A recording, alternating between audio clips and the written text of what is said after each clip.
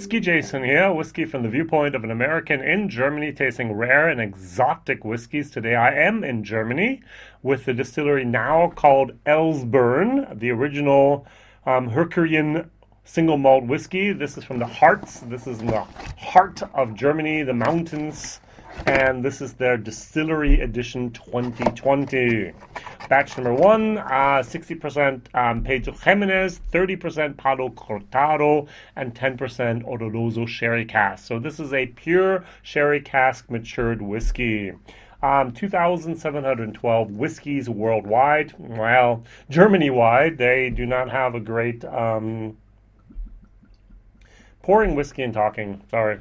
They do not have a great distribution worldwide, but they do have a few people that have sold this in France and other places. Whiskey base number 157946, 45.9% alcohol by volume, and a price of 69.5 euros.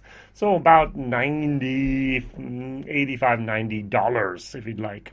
Now, the Distillers Edition, I actually have a video online of this for about a few years ago. This was their distillery exclusive. You'd go to the distillery, you'd visit them, and you could take home a bottle.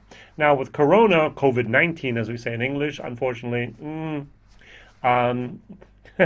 this is not something that they can now sell in the distillery, so they're now putting it online, and I had the opportunity to buy a bottle. I've tried this in my German video, so I know what to expect, and I actually had a different German video, German whiskey I compared it to, and I noticed this is very, very nice. So I'm going to compare it to something that's even nicer, and amazingly, it's going to be Macallan 12 Sherry Oak Casks.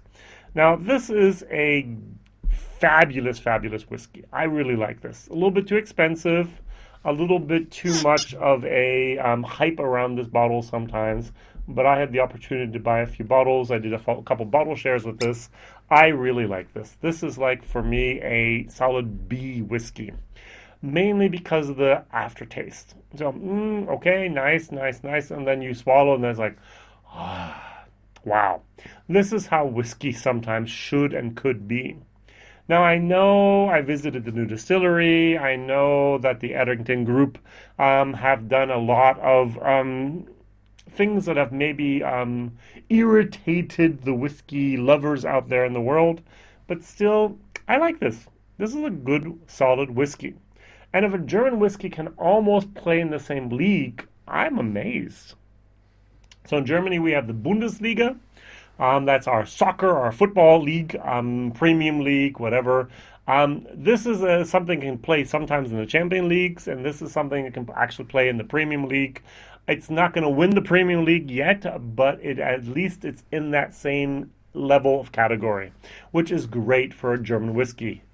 Yay. So let's nose it. I love the nose, by the way. Beautiful, beautiful sherry nose. Now, sherry is one of those things where we sometimes wish we knew what sherry it was. Now, as we can see with this, 2,712 bottles means probably they use 10 casks. About 200 bottles per cask at this 45.9% ABV. And they probably, maybe they were hogsheads, who knows? But let's say there's 10 casks. So they take 1 of the Oloroso, they take 3 of the Palo Cortado, and they take 6 of the pigs.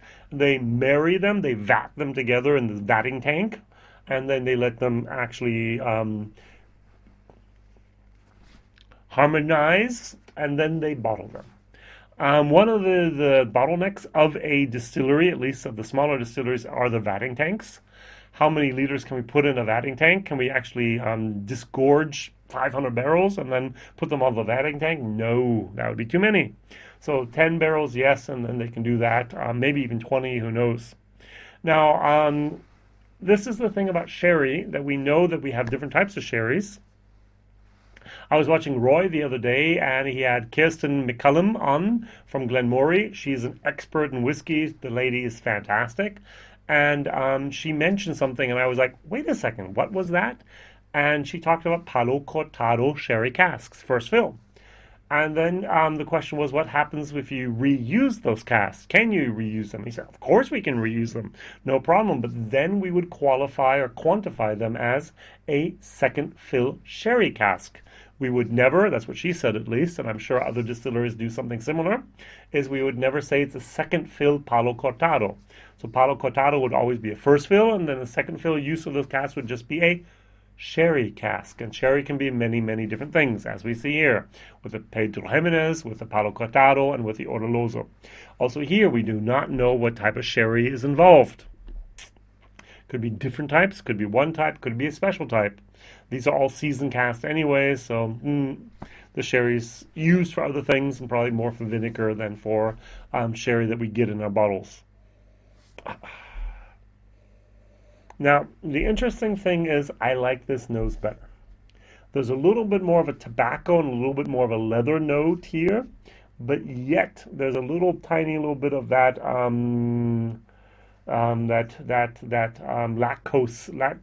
lactose acid in there. Here we have pure raisins, pure sultans, pure almost a corn syrup type of maple syrup type of syrupy moment. This is really, really nice on the nose. And I'm going to be a little bit, let's exaggerate for a moment. Imagine this was blind, and imagine you had here a sherry, and imagine you had here this whiskey. Would I be able to identify this whiskey as a whiskey and not as a sherry? I really don't think so. Now this smells like more of that leather, that wood, that moment of whiskey. This is almost over, I'm not going to say compensated,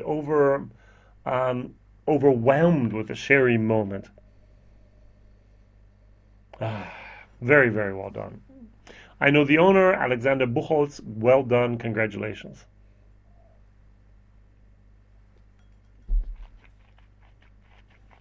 Mm. Mm.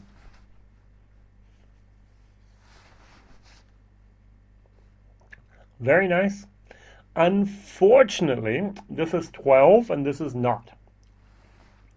And so towards the edges, you have a little bit more of a youthfulness. You have a little bit more of a, it's not alcohol, but it's a youthfulness that kind of seeps through.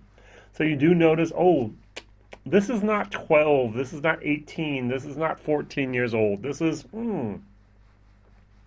5, 6, maybe. This is a no age statement. There is no age anywhere I found online about this. They can use different whiskeys. Anything over 3 years old is also in Germany because it's in Europe a whiskey, and they can put that in there. I have the feeling that they have between 4 and 6 year old whiskeys in here, and it's very, very good.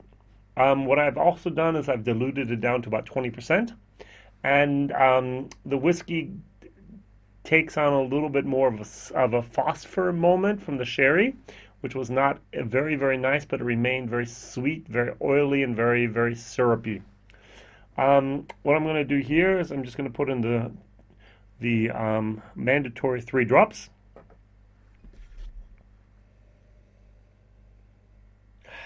Gets a tiny little bit sweeter.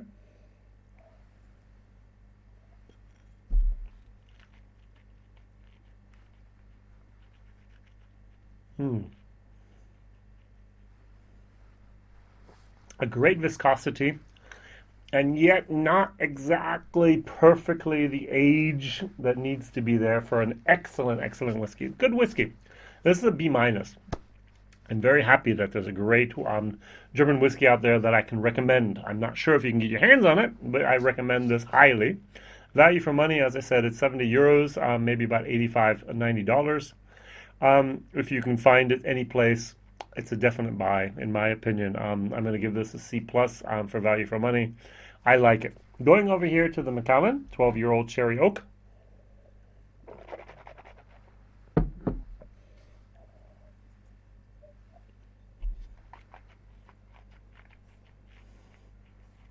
Mm-hmm. Mm. Mm. I really love the aftertaste here. Oh yeah. This is more mature. There's more of a herbal type of tobacco type of leather moment here. The sherry or the Palo Cortado comes really is more dominant over here, together with that raisin from the PX, from the Pedro Ximénez. The fruitiness of the Oloroso supports everything a little bit, but over here you actually have more of a complete package, if you'd so like. This is a little bit of a, let's go for car terminology. This is the Audi R8. A little bit wild, a little bit on the edges, and there's more of the S-Class, or the C-Class. Refined, a little bit more dignified. What would I rather drive on a daily basis? Well, maybe this. But this actually has a lot of very good points. This tastes tiny little bit better than this, but still an excellent German whiskey. All right, thank you very much for watching. Whiskey Jason here, whiskey from the viewpoint of an American. I'm giving this a B- for the taste and a C+ for value for money. If you can find it, go for it. If you're in Germany, try to look for a bottle. If you're in mainland Europe, maybe you might find a bottle as well. Just type in to your search engine of your choice, Elsburn. They used to be called Glen Els, but they were sued by the SWA, the Scotch Whisky Association. They decided to not go into revision, not to repeal the decision, and rather just change the names because the lawyers were earning all the money and not them. So thank you very much. Please like, subscribe, tell others, even share the video if you'd be so kind. All the best. See you soon. Whiskey Jason here. Bye-bye.